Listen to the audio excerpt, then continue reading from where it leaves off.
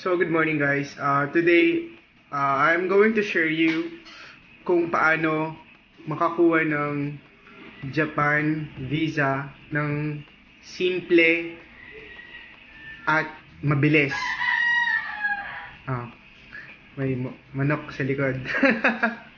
Okay, so ganito yun guys. Basically, kung gusto mong, kasi just like me, mahilig ako dati, especially back 2013, I love traveling talaga. I mean, mahirap lang ako pero, I'm just a regular employee. But then, I see to it na kakalabas ako ng bansa ng 3 o 3 beses isang taon. Or minsan, mas maraming beses pa doon actually. May mga times na 5 times, ganoon. Pero those are just budget travels na pwede nating gawing lahat. Akala ng iba dahil nakakalabas ako ng bansa, marami akong pera. Ang hindi nila alam, lahat noon, promo. May mga times na parang, ay bakit? Paano siya nakapunta ng Japan? Paano siya nakapunta ng Korea ganito lang naman trabaho niya, baka may nagbabayad dyan, ganon. So parang sabi ko, ay, hindi nila alam. Kasi ako, mahilig akong mag-research online, especially, yun nga, about sa travel, ganyan. So, yun guys, yun ang mga bagay na pwede kong may share sa inyo kung paano gawin yun.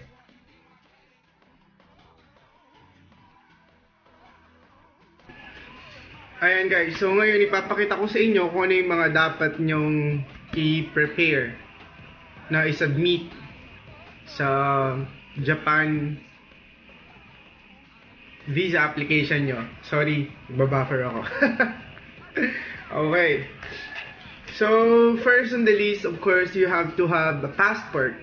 A valid passport. Ibig sabihin, yung validity ng passport nyo ay 6 months pa bago siya mag-expire.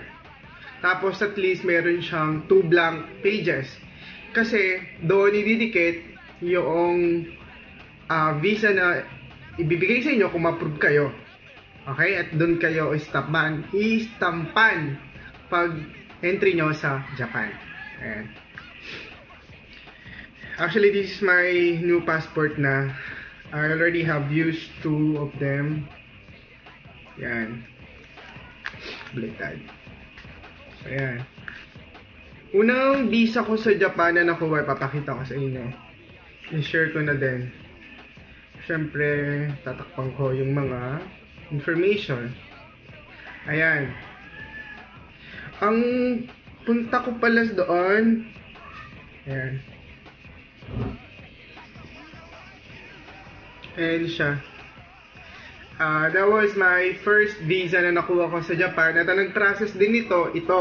Guys, I suggest dito kayo mag-apply ng tourist visa sa Rally Tours and Travels Agency.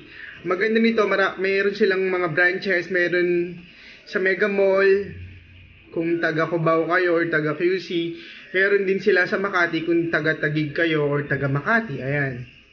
Sobrang taas ng approval rate nila for Japan visa. Okay? So, yun. Ayun nga. So, most important thing is you have a passport kasi hindi ka naman makakalipad o makakalabas ng bansa kung wala kang passport. So, that's one thing. Pangalawa. Pa ba? Pangalawa is, of course, syempre, kailangan mong i-prove yung financial capability mo mag-travel or to support your stay sa Japan. So, ako, kasi required tayo mag-submit ng bank certificate. Okay? Required tayo mag-submit ng bank certificate. Papakita ko lang sa inyo. Pero, ito kasi, itong on-hand ko na bank certificate, ito yung gagamitin ko for my next application, which is South Korean visa naman, na gagawin ko sa March. So guys, don't worry, bablog ko din yun. Pero papakita ko na rin sa inyo to. Ko-cover up ko lang yung information. Nakuha ko to sa BPI. Ewan ko kung nakikita nyo, pero ayun siya. Nakikita mo dyan, yung purpose is for visa application. Ayan. Ang kagandahan lang kasi, dito sa bank certificate na kakailanganin mo kay, nare-require ni Japan Embassy, hindi na kailangan ng average daily balance. So, kailangan lang na may pera ka sa bangko. Yun lang. So, that's the second most important requirement na kailangan submit.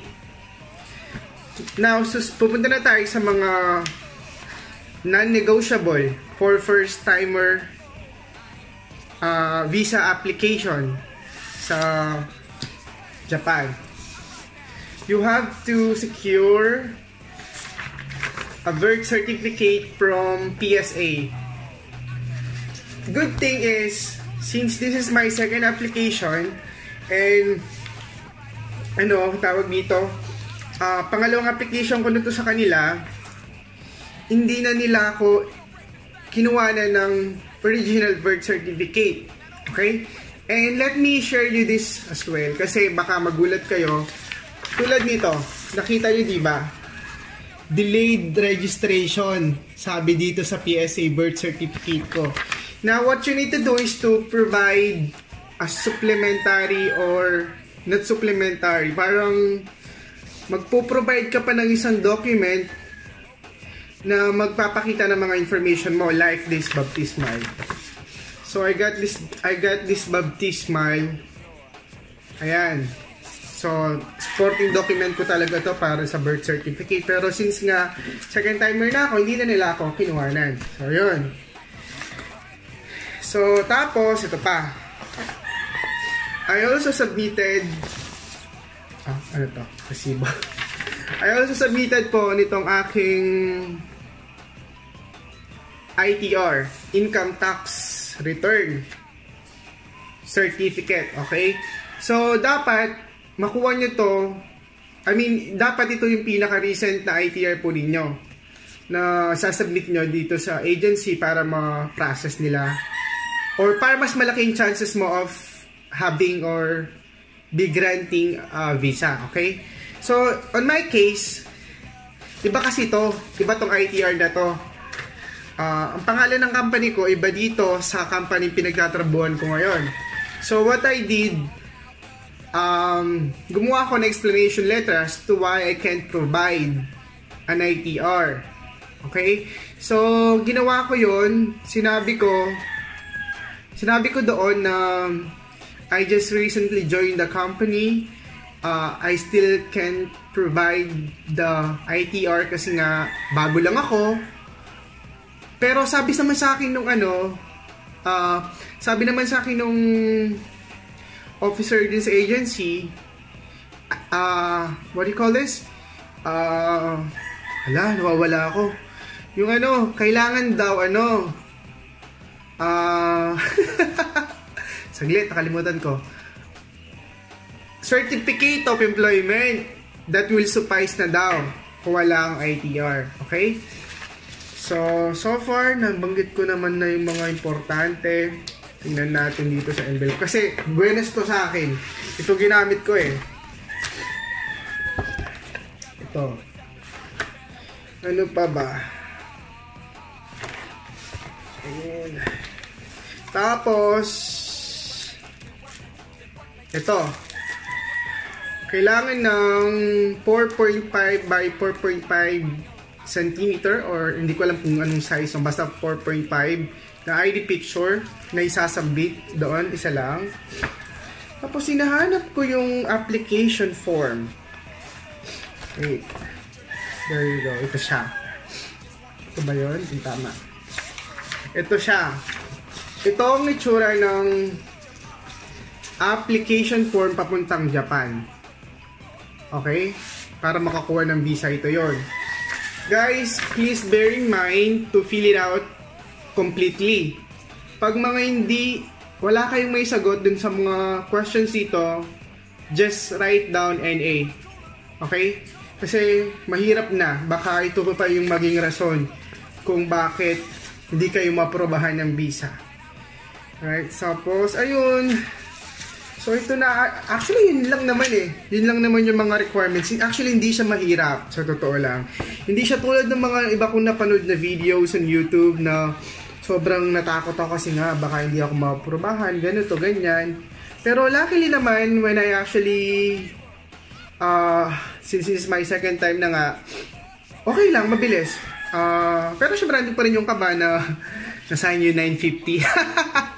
Nasaan yung 950 kung pinang-apply. Alright? So, yun. Oh, by the way, before I forget, ano pala, gagawa din kayo ng schedule activity nyo. Pwede nyong ma-download yun online. I'll probably put the link on this video or dun sa comments box ng video na to. Pwede siyang i-download or pwede naman kayong umingi doon sa agency ng schedule day activity nyo doon na gagawin kasi kailangan niyo day to day. Kung ilang araw kayo, gagawa kayo ng ganun. Pero hindi naman kailangan komplikado. Ang sa akin, nilagay ko lang from day 1 to day 7. Ganun. Nalagay lang yung mga lugar na pupuntahan mo, kung saan ka magstay from airport ng Tokyo to the hotel to the day 1. Kung magpapahinga ka muna ng day 1, so lagay mo rest for a day, then day 2 going to Japan Disneyland, ganon, or Tokyo Disneyland. Ayun, so ganun lang, madali lang, hindi kailangan komplikado guys. Huwag niyong pahirapan yung sarili nyo kasi magmamatter pa rin dito yung financial capability nyo mag-travel. But then again guys, I'm telling you, hindi mo kailangan maging mayaman para magpunta sa Japan, okay? Kasi ako, isang regular employee lang ako, kumikita lang ako ng regular income. But then, tiwala lang. Tiwala lang sa sarili guys. Hindi mo kailangan maging mayaman ulit. Kasi dati, thinking natin pag nag-travel ng tao, mayaman. Hindi. Ako, utang. Credit card, ayan. So, hindi. Joking aside, hindi kailangan ng maraming pera. For as long as you know how to budget, for as long as you know the important things that you need to buy, or hindi ka naman maarte sa pagkain, pwede ka kumain sa Japan, may mga mini stop, may mga 7-Eleven, so walang problema kung gutom ka. Bili kang cup noodles for the amount of 50 to 100 pesos, nakakain ka na. So, not bad. May laman na yung chan. Well, anyways, nagpunta ka sa Japan para makita yung magagandang places, hindi para sa pagkain. Though, siguro, makatikim din ng authentic Japanese cuisine, pero hindi lahat yon, di ba? So, gusto mo yung magagandang views, sceneries. Ayan. So, sinipon na ako, guys. Na.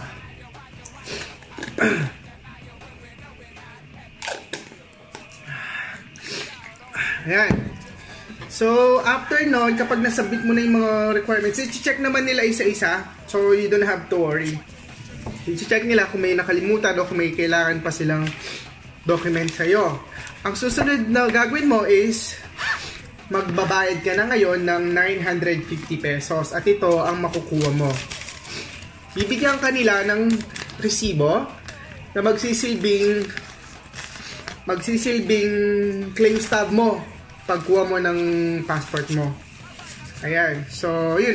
Again, after 3 days, i-message ka naman nila pag ready na yung passport. By the way, hindi nga pala nila sasabihin kung na-approve or na-denied ka. Okay? So, surprise talaga siya. So, keep your fingers crossed kung makakuha kayo. And hopefully, makakuha tayong lahat para sabay-sabay tayo makapunta ng Japan. Alright? So guys, thank you so much for watching these videos. If you have any questions or if you have any suggestions, please let me know so that I could do it.